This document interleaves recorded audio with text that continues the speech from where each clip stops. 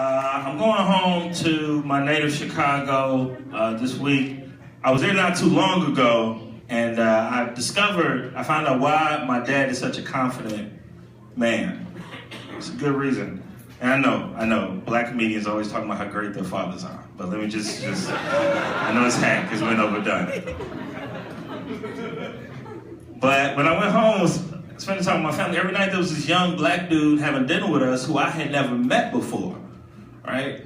And at first I got mad because I thought my dad had a child out of wedlock and he was slowly trying to work him into the family like a new character in The Simpsons or some shit, like we wouldn't notice.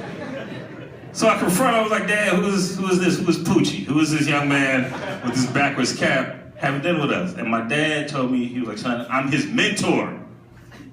My dad is mentoring a young black man. Now look, I am a 32-year-old stand-up comedian with 4 to 6 roommates.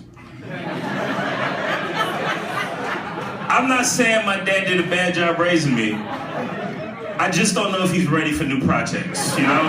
Don't throw out the draft folder yet. You may need to revert back. But I know my dad, the reason he did it, he hates stereotypes, and I do too. This is what I did recently. I took a bus trip to Vermont on my own accord. Nobody kidnapped me, all right? I was there to tell jokes and to triple the black population in Vermont. There was a girl that she was mixed, so she only get half credit, right? Now this is what we've all taken these bus trips before. The bus made a stop at a movie theater, right? This is what I did. I got off the bus, went in the movie theater, bought popcorn, left out of the movie theater, got back on the bus, right? Because the stereotype is that black people always bringing food into a movie theater. So I flipped it, brought food out of it, right?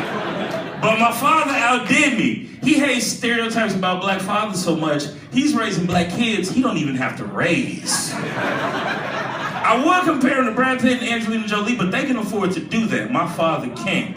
He's in it for the love of the game. And that's fucking...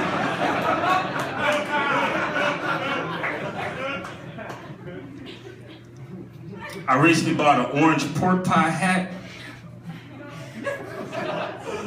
My friends thought I bought it because I was trying to be cool. I'm not cool. I just grew up on jazz, right? Like my whole childhood was The Cosby Show and Zatarans commercials. I don't know if y'all remember Jambalaya in a Box, but it was real influential. It introduced me to New Orleans jazz, which I love. You know, I love that. I go to Popeyes for the music. That's how much. I don't even like chicken. That's a lie. I do. Yeah, I can't escape it. It's so buttery and delicious.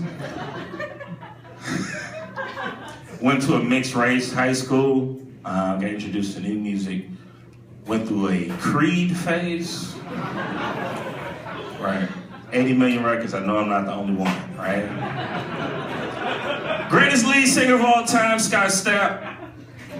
Scott had an ad-lib that changed my life. It was the most confusing ad-lib ever. He had an ad-lib where he went, no, no, no, no, yes I did. What does that mean? I had no idea till some years later.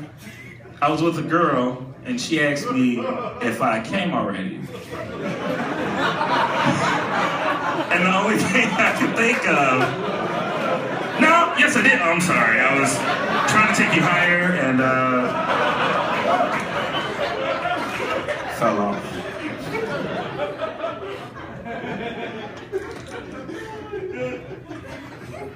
I've loved hip hop my whole life, but I don't know, man. It's falling off. I'm tired of being lied to. I don't believe rappers at all. I don't think Gucci Mane has 5 islands. I'm very skeptical. Like one thing I'm sure of now is that rappers are not tough guys. That's what people always believe. Rappers are not tough guys. Rappers are the artsy friend of tough guys. Because we all know tough guys, couple tough guys here. Tough guys like, yeah man, about to go on these streets, fuck some dudes up, smoke some weed, get it in, fuck around, have a good time. And rappers are just like, I'm writing a poem about that. That sounds Running through the six with my woes. Yes. Edmund Clark Jones, thank you. Tough guy.